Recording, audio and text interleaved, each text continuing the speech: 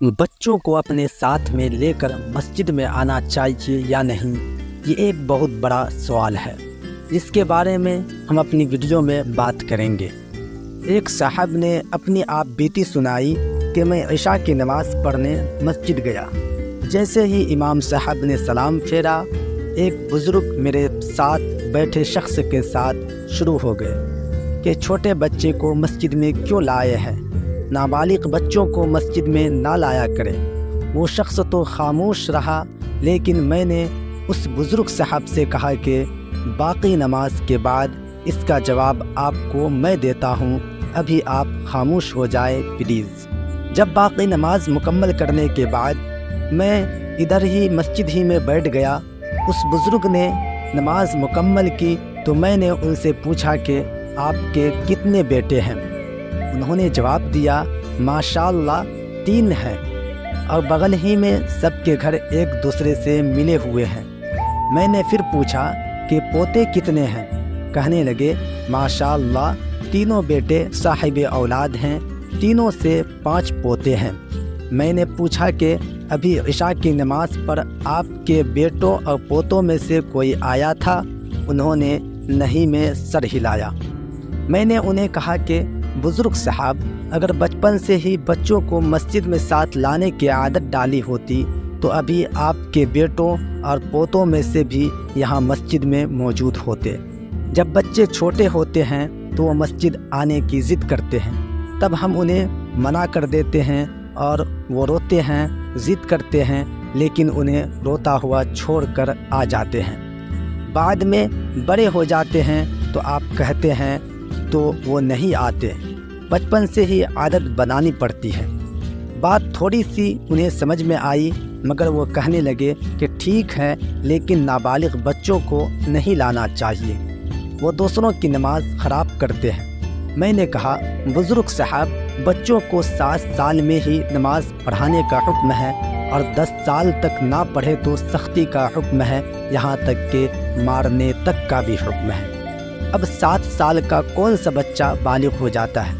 क्या आपने अहादीस शरीफ में पढ़ा है कि सैयदना हसन और हुसैन रज़ियल्लाहु ताला अन्हुमा नबी करीम सल्लल्लाहु अलैहि वसल्लम की कमरे मुबारक पर बैठ जाते थे और उन्हें सजदा भी लंबा करना पड़ जाता था। फिर खुतबाए जुमा के दौरान भी जब ये दोनों आते तो नबी करीम सल्लल्लाहु अलैहि वसल्लम उन्हें उठाकर पास मिंबर पर बैठा लेते थे। और फिर कई बच्चों का जिक्र मिलता है, तो क्या ये बच्चे छोटे नहीं थे? और नमाज कैसे ख़राब होती? बच्चों के शोर करने की वजह से? तो बाहर गली से शोर नहीं आ रहा है क्या?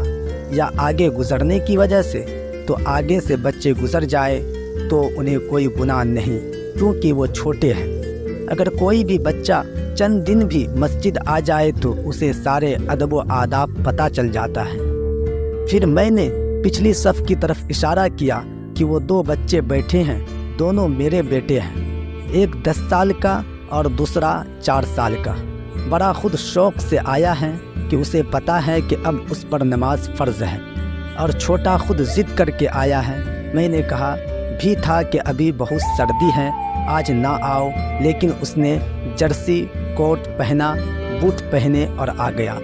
अभी देखें, सुकून से बैठे हैं, दोनों को मस्जिद के आदाब पता है। मेरे वालिद साहब मुझे छोटे से ही मस्जिद साथ लेकर जाते थे। उसके बाद अल्लाह के करम से ऐसी आदत बनी कि किसी वजह से जमात रह जाए तो बेचैनी लगी रहती है।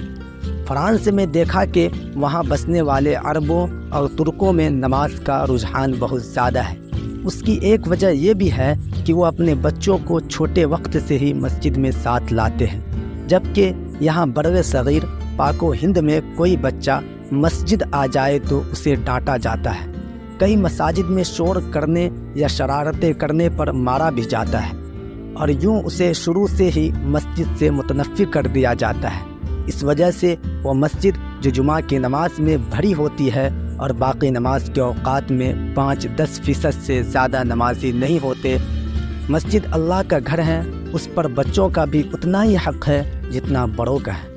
जो बच्चे आए उन्हें प्यार दें और प्यार से समझाएं।